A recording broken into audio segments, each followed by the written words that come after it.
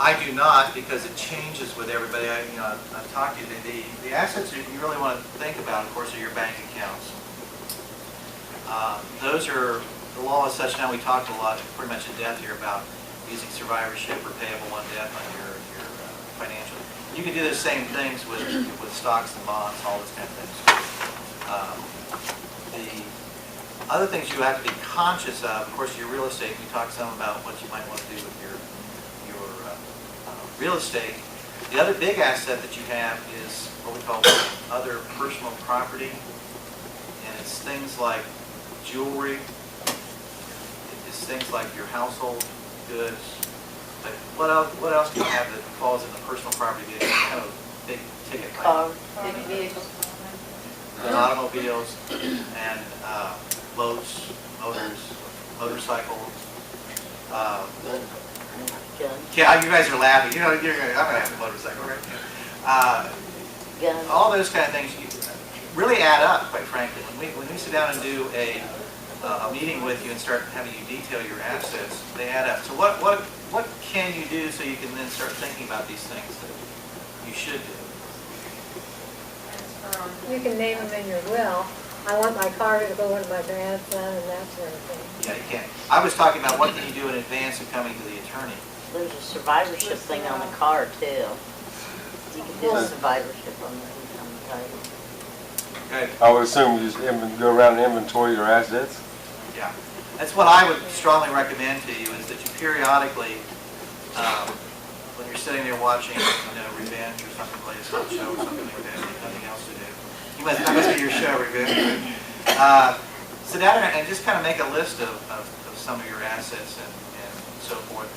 It really is helpful later on, truthfully, if you put down like bank account numbers and those kinds of things, because it makes it a lot easier. But it forces you to think about, who do I want to have these assets? Because as this lady back here mentioned, there's other things you can do in a will. Instead of just leaving broad general categories, you can do what's called special bequests in your will. And a special bequest is where Lynn's talking about, you say my 1974 vintage Mustang convertible goes to Uncle Bill or whatever. So you pass those things on. Now, you have to, when you go doing that kind of thing, it can be a minefield for you also, because say you added up all your assets and you're giving all this heirloom jewelry and so forth to so-and-so, and it adds up to about $20,000, and so you gave somebody else $20,000 in cash. You give somebody this vintage Mustang, about what it costs, that's what, $15,000 or something. They don't know.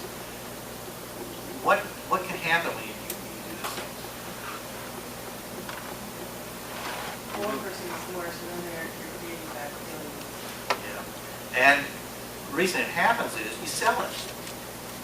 This is your stuff that you decided on that it's your personal property, so you might want to sell it at some point in time. And then it's gone. If you don't change your will, it's there, and I guarantee it will cause hard feelings. I mean, if it's not there when you die, they don't get it. But what if it's, and this is what you get into, what if it's given away 3 weeks before you die, and you knew you had cancer and you were dying, but you forgot, in your will you gave it to somebody else, and you gave it to the caregiver who's writing the last one. But don't you also want to consider doing that kind of thing so that there's it's not forced to be sold during the estate distribution? Yes, you can do it for that reason. I'll tell you what I recommend to people a lot of times. Can anybody think of any other way you can handle this situation? And it's not as legal as the special bequest. But I'll tell you what I'll just tell you what I recommend to people a lot of times. And that is that you sit down and make a list of who you want to have certain personal items. 12-gauge shotgun. The Barbie dolls, the coin collection. Those are the ones I've seen all the time. Who's going to get them? You make a list of those things, and you decide who's going to get them.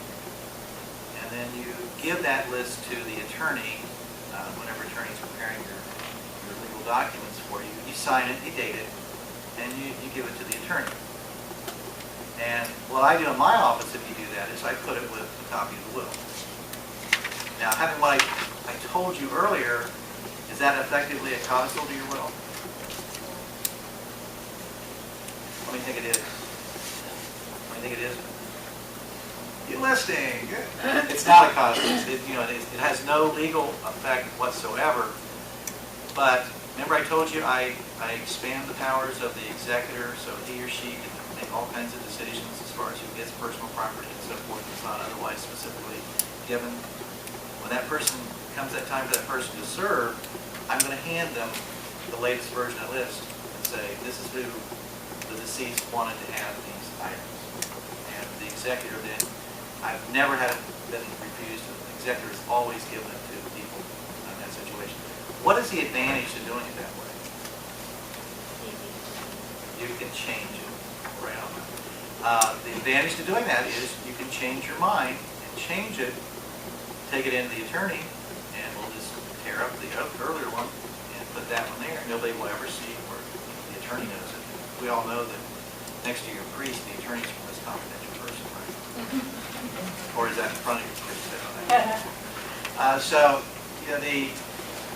that's what I recommend to people that you do, rather than doing a lot of special bequests in your will, because when you do a lot of special bequests, sometimes it begets a lot of changing of your will.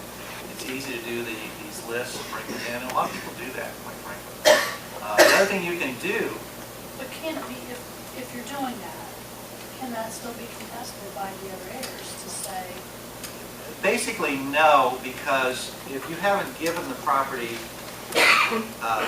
directly to people, it becomes the way I write the powers of the executor, I really expand the powers and have a lot of authority. It's their decision. Now they have to keep the money balance somewhat in balance, but that's not usually not that difficult. But the money balance including property, like Yeah, the value of property, yeah. Yeah. What if you want to favor one person over another? Or cut one person out. For one reason or another, it's not a straight split. It's perfectly legal to do that, and people do that, because there are reasons. You may have one child or so that, the most frequent example is a farmer.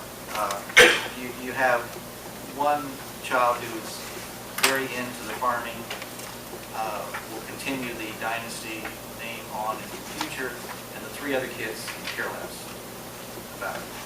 So you may want that child to have the farm and all the farming equipment that goes with it, to the exclusion of the other children, even though it might have a significantly greater value than the other children. And that's actually done reasonably frequently. And like my personal situation, is we remarried later in life, and both have children who brought assets in the marriage. Right. Oh yeah, that's the late life marriages. Well, I'll come back to late life marriage in a second. I want to try to keep the time sort of on schedule here, but the other thing you can do is talk to my grandmother. My grandmother taught me this concept too.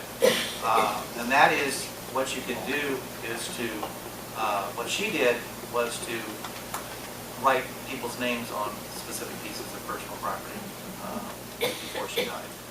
And those were all honored by would be my parents.